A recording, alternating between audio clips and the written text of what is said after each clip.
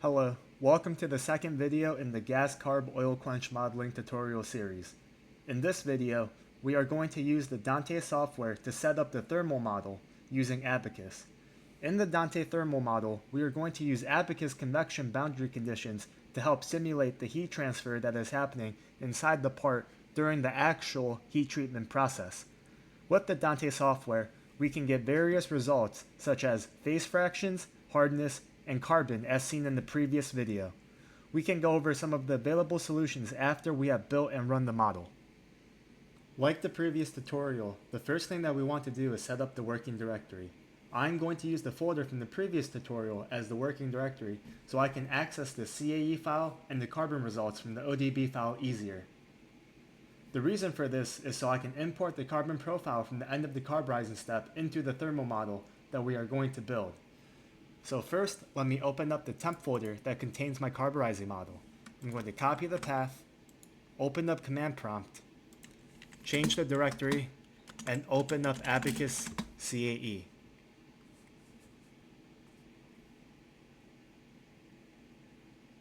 Once Abaqus CAE is open, let's give this a second. I'm going to select with standard/explicit model. The first thing that I'm going to do is open up the CAE file from the previous model, in this case the ring axis HT model. This contains my carburizing model, which contains the part, the different sets, and material already defined. Once I have the CAE file open, I'm going to go to Plugins, Dante Model Builder, make sure that axis ring _ C is selected, select thermal as the model type, and create a new model by giving a new name, so axis ring _ T, and clicking create Dante model. Once I created a new Dante model, in the left hand side here in the model tree, we should see a new model called axis ring _ T. This contains the same part as the carburizing model with the sets defined, the all elements set, the assembly, which includes the instance, the all nodes set, the monitor node set, and the exposed surface set. So first thing that we want to do is change the active model from axis ring _ C to axis ring _ T for the thermal model. Once we've changed the model, we can go to the materials tab, select the S41 material that we're going to use, select the all elements set here, and click add material section. Now that we define the material, we can move on to the steps. Similar to the carburizing step, the carburizing model, let's select monitor node and select the monitor node that we want to use. For the thermal model, we're going to have a heating step, a carbon mapping step, a quench step, an air cool step, a temper step, and a second air cool step. So first is the heating step. I'm going to call this step heating.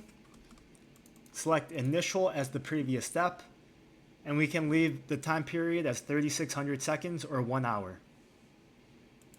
Let's create step. For the second step, this is our carbon mapping step. I'm going to select heating as the previous step, and for time period, in this case, I'm going to use a time period of 1 second.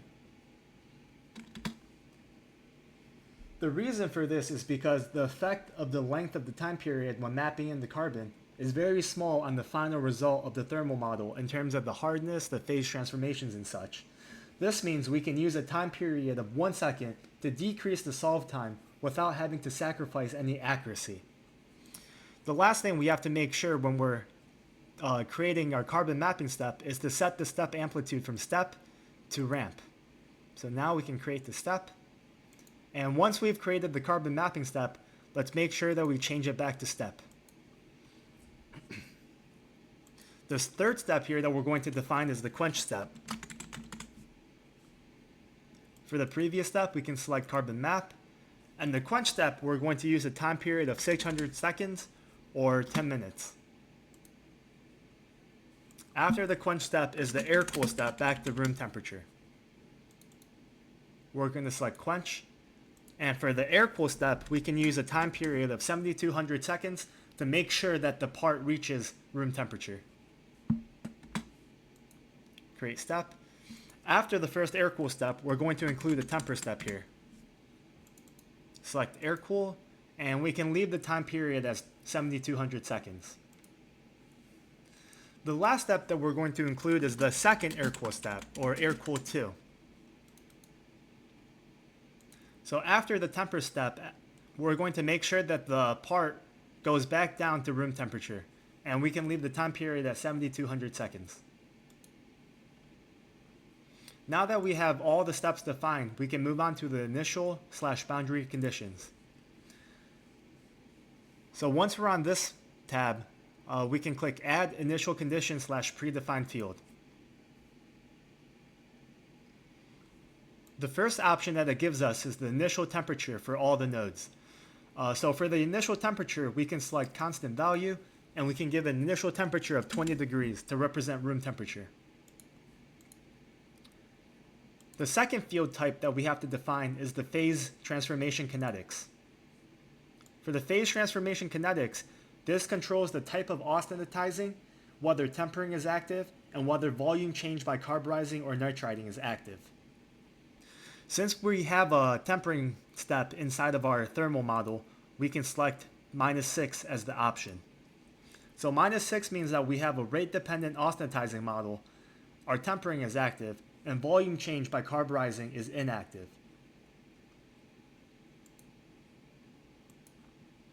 Lastly, for the initial conditions, we have to define the base carbon of our material. So same as the carburizing model, we can use a constant value of 0.002 to represent a base carbon of 0.2%. After we've defined the base carbon, what we want to do is import the carbon profile from the end of the carburizing step from our carburizing model. To do that, first we want to change the step from initial to carbon map. Next, we can select total carbon and carbide A fraction as the field type, and instead of constant value, we want to use an external data file. In this case, the ODB file from the previous model. Once we've loaded in the ODB file, we can select the second carb step and make sure we select the last increment here. Once we click apply, we have successfully mapped in the carbon profile from the carburizing model into the thermal model. Now we can close out of this window, and the next thing we have to do is define our film amplitude or film property/amplitude. So what this does is define our HTCs, or the boundary conditions that we're going to use for the thermal model.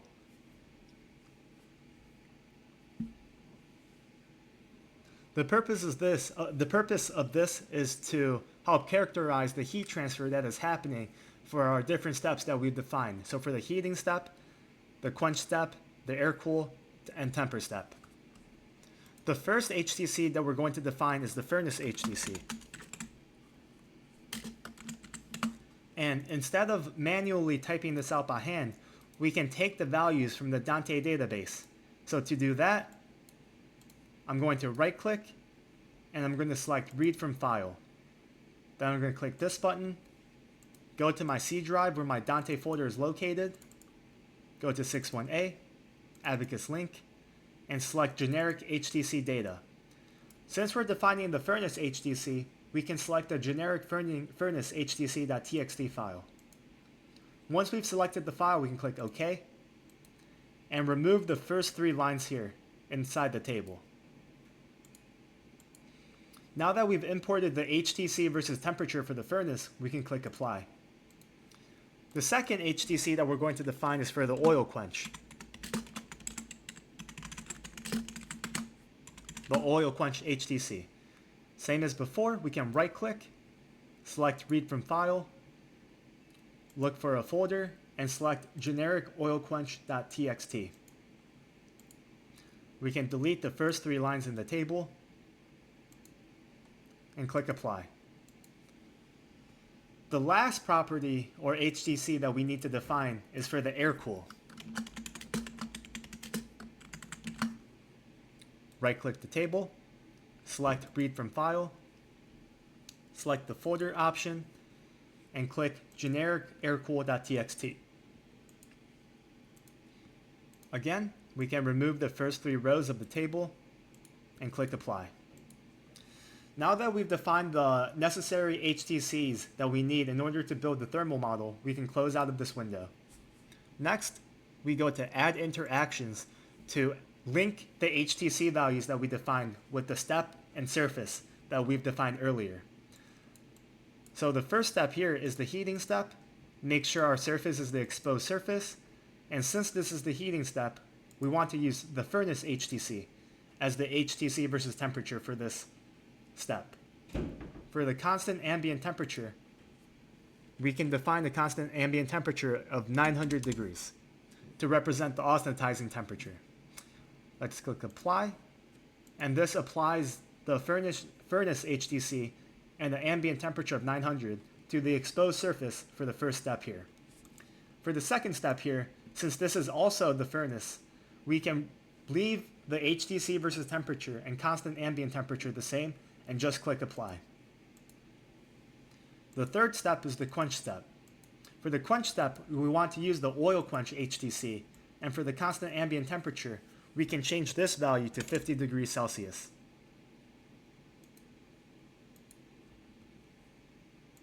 After the quench is the air cool. So same as before, let's use the air cool HTC, and instead of 50, we can use 20 degrees to represent room temperature. After the air cool step is the temper step.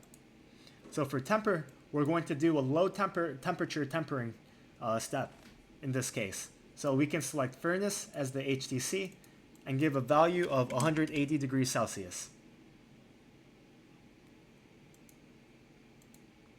And last but not least, we have the air cool step. So for this, we can use the same options as the first air cool step. So the air cool HTC and a constant ambient temperature of 20 degrees. Now that we've defined the interactions, we can close out of this window, save our model, go back to the Models tab inside the Dante Model Builder, and submit the job.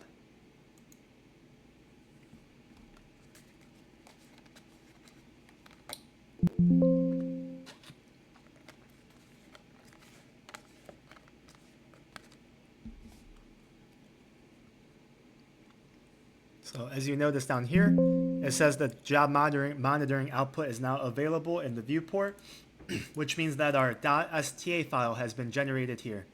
So the .sta file or status file, if we scroll up to the top, this contains the value at the monitor node that we defined earlier. In this instance, it's outputting the temperature.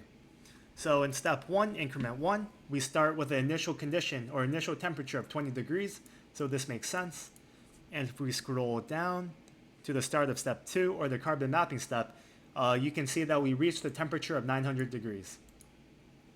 So after the carbon mapping step, we go down to the quench step here. We can see that the temperature is decreasing to approximately 50 degrees after step 3. From there, we have an air cool step, another tempering step, and then lastly, the last air cool step back down to room temperature.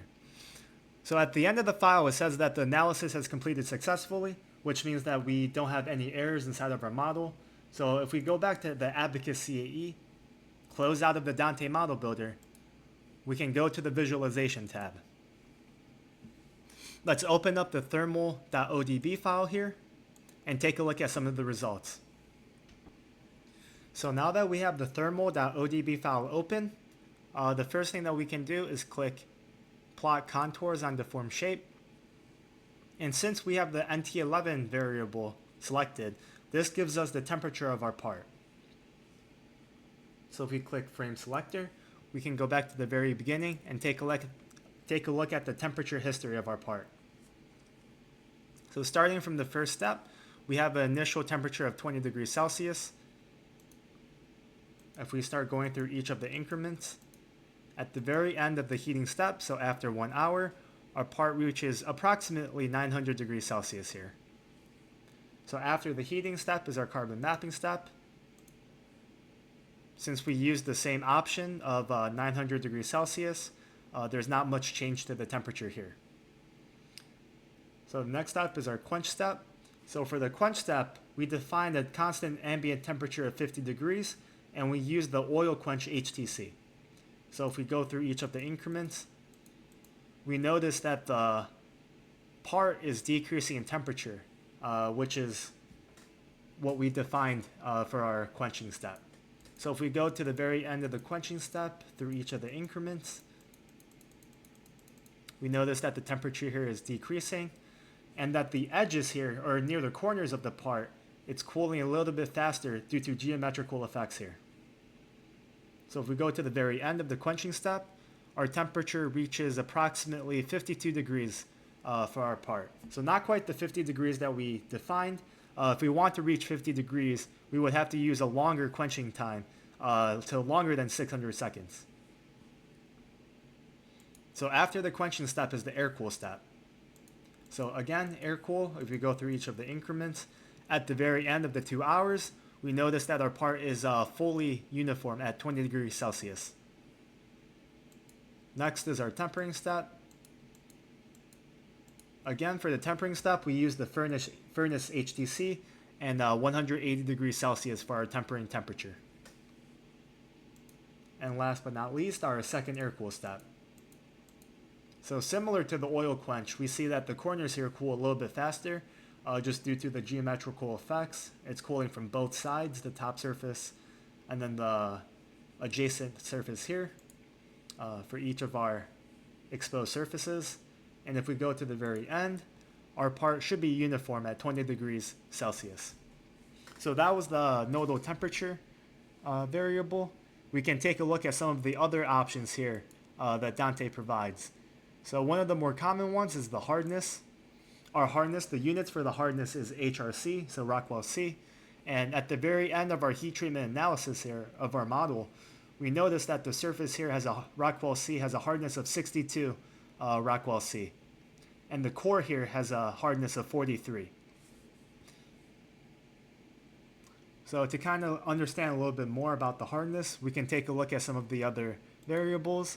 So the first thing we can take a look at is the austenite. So for this model here, at the very end of our heat treatment process, we have a little bit of retained austenite. So based on the contour here, the legend here, we have about 2% retained austenite. If we zoom in a little bit closer, that's at the corners here. And then the orange contour, we have about 0.18 or 0.2, again, so 2% retained austenite.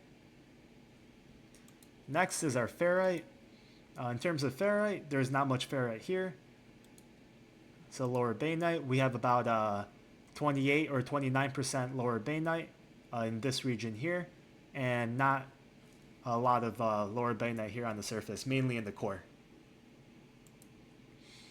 So next is our martensite. Since we have the tempering model active, most of the martensite during our tempering step transformed to tempered martensite.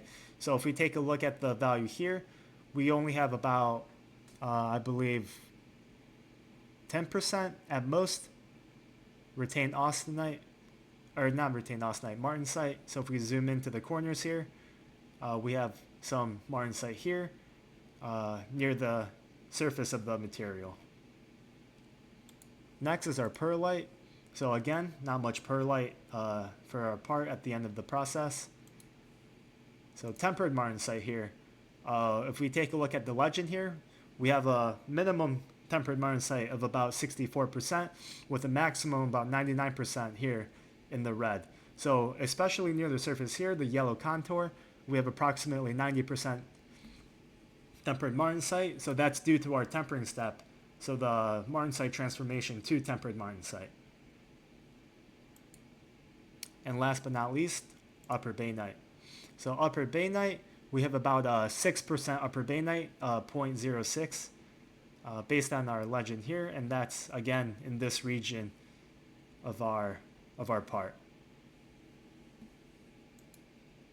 That concludes the gas carburizing oil quench thermal model tutorial. Thank you for tuning in. If you have any questions, you can visit us at our website at www.dante-solutions.com or email us at support@dante-solutions.com.